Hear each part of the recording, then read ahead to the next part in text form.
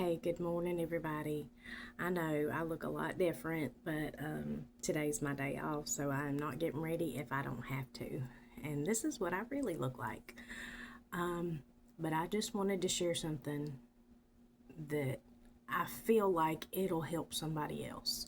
I don't share I don't like sharing my business, but I feel like if you can see it in someone else, then you can recognize it in your own life, and that's very important to me.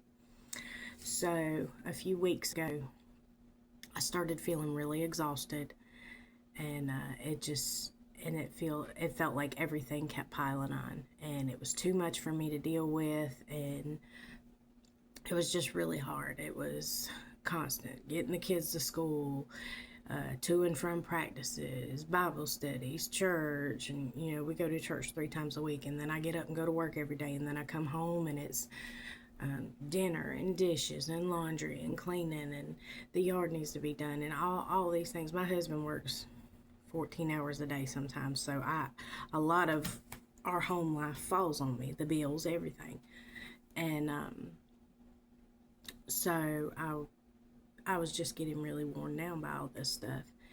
And I had recognized that the enemy was trying to take advantage of how tired I was, things that I had already overcome, and mainly social things, I guess is a good label on it. He would try to weasel his way back in through it, and I would have to find nice ways to be like, okay, no, with certain people. And but I could see how he would set up for me to fall in each situation. And praise God, the Lord gave me the discernment to recognize every situation, and I could put it to the side. But what I did not see is him creeping in. It was almost like he was distracting me with his own distractions, if that makes any sense. And he was creeping in the back door. See, I have fought depression for many, many years. I have been heavily medicated several times throughout my life, but since giving my life to God, I have not. And I'm not saying I'm just telling you I have not had to since then. And I'm thankful. I know that doesn't have anything to do with me, and it has everything to do with him. But that is just, when we went through everything we went through with my husband, I probably could have went to the doctor, and I could have got put on the medication again, but I knew that God was going to see me through, so I didn't. And again, this is not putting anything on me. This is just, I'm sharing things I have dealt with, because I know a lot of us have to deal with this. And but it was a fight, and it was hard, and there were days my body was in such physical pain. I couldn't get out of the bed. I didn't want to shower. I couldn't even stand up in the shower. I would sit in the shower. It was terrible, terrible. But I pushed through because God gave me the strength to. And so I have not dealt with that in years and years and years. And over the past week, and I knew something was coming, and I'm going to tell you why. Wednesday night, I had a group of kids, at preteen age, I guess you would say, and I knew what the Lord wanted me to talk to them about. And He wanted me to talk to them about the thoughts in your mind and how you have the power over them. You have power over the thoughts in your mind. You don't have to think those, and if you know it's not right, and I taught them how to talk to the devil. If you don't believe in that, you crazy. But I taught a bunch of kids how to tell the devil to leave them alone. And I knew the second I did it that he was coming for me, and he sure did. And it happened so, it was gradual, and then it was fast. I don't even know how to explain it, but that's how it went. And all of a sudden, I was absolutely exhausted, and I felt completely unappreciated, and I felt like nobody cared about me. I mean, just all at once, it was like, boom. And it was like, because I had struggled with that in the past, it was like those thoughts had their own bed in my mind, and it was just comfortable for them to be there. So it wasn't when they came, it was not anything new. It was not anything different. Apparently, they had a place, and I guess maybe there was a foothold in my mind that I allowed the enemy to lay those things down, and that's something I'm gonna have to work on. But I did, even then, even though they were familiar, I did not recognize it as he was trying to attack me with depression. I was pointing outwards. I was saying, nobody appreciates me. I work so hard for absolutely nothing. And, I had even decided at one point last night, because the pastor said something, and from his mouth to my ears, the devil took it and did that. And I said, fine. I'm not going to write this stuff anymore. I'm not going to make these videos anymore. I'm not going to do anything. And it was like, I don't even know how to explain it. It was like the second I had that thought, something said, is that right? I say something. The Holy Ghost said, is that right? And this song, they started singing a song at church.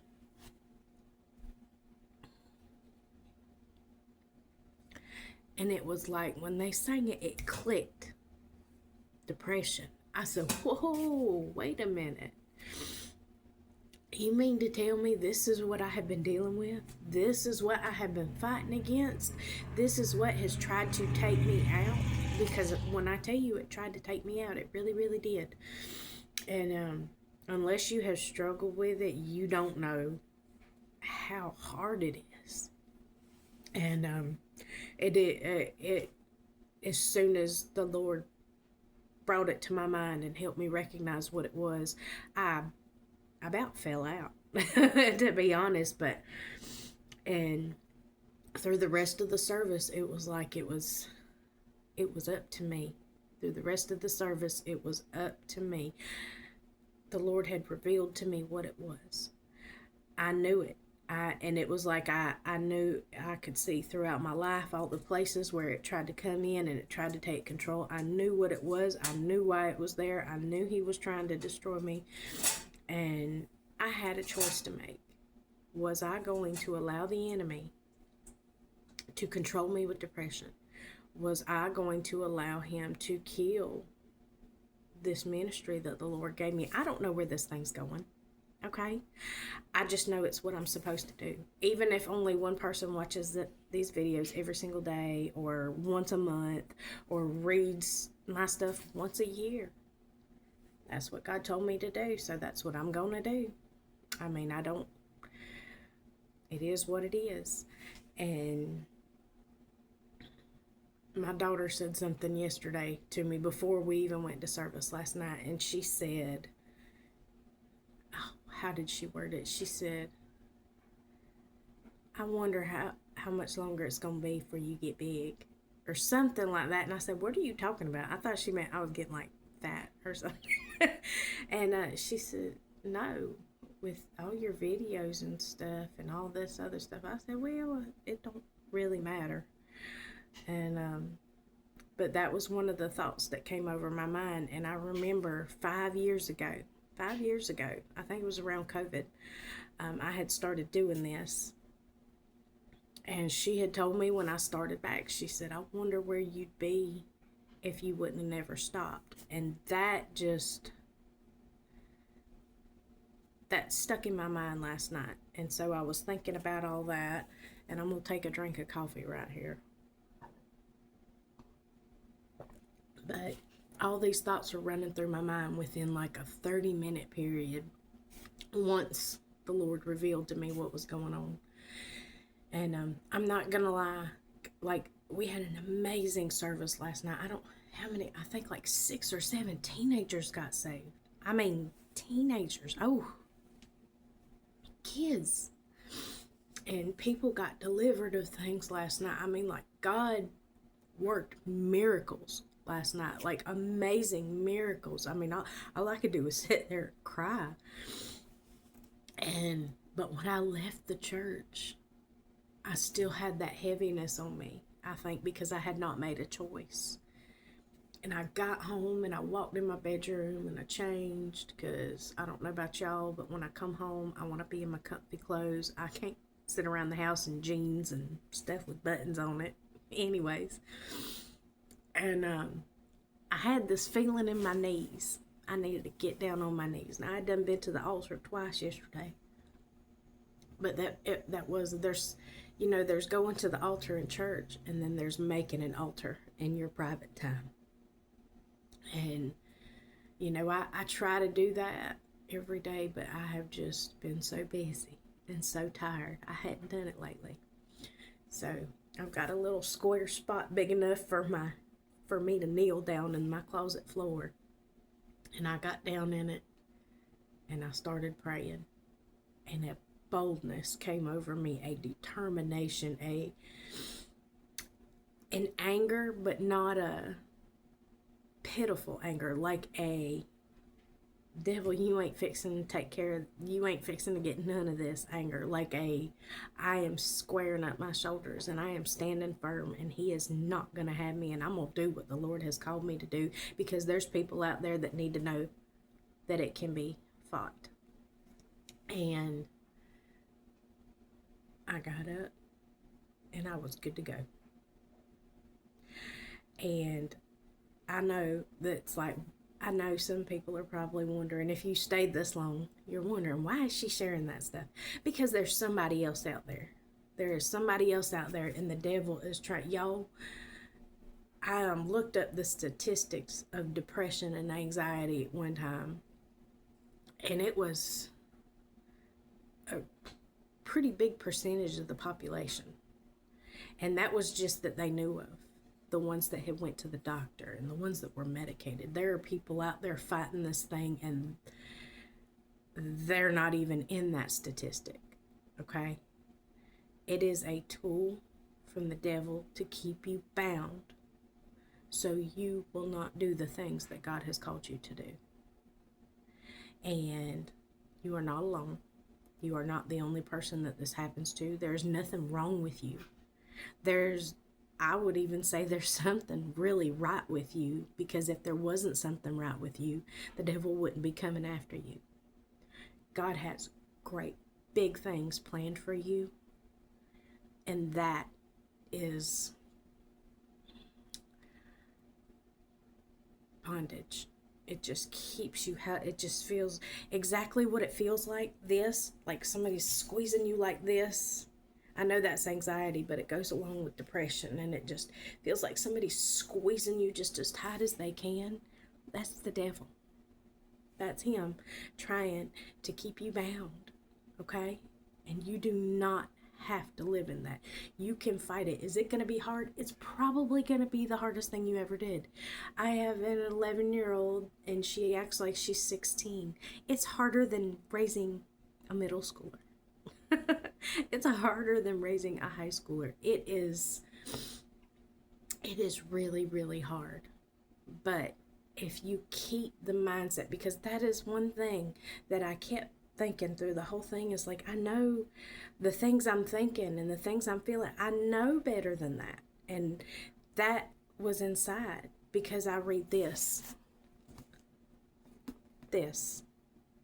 Reading this puts his words in your heart and in your mind.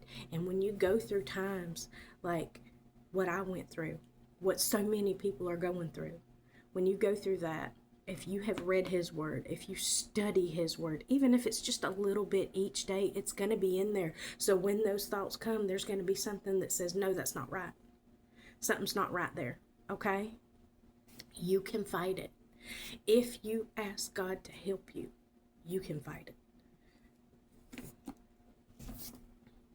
So that's all I have for today, and I'll be honest, I really debated on sharing that, but I know there is somebody somewhere that is struggling with that. And it doesn't have to be the exact same way I struggle with it, okay?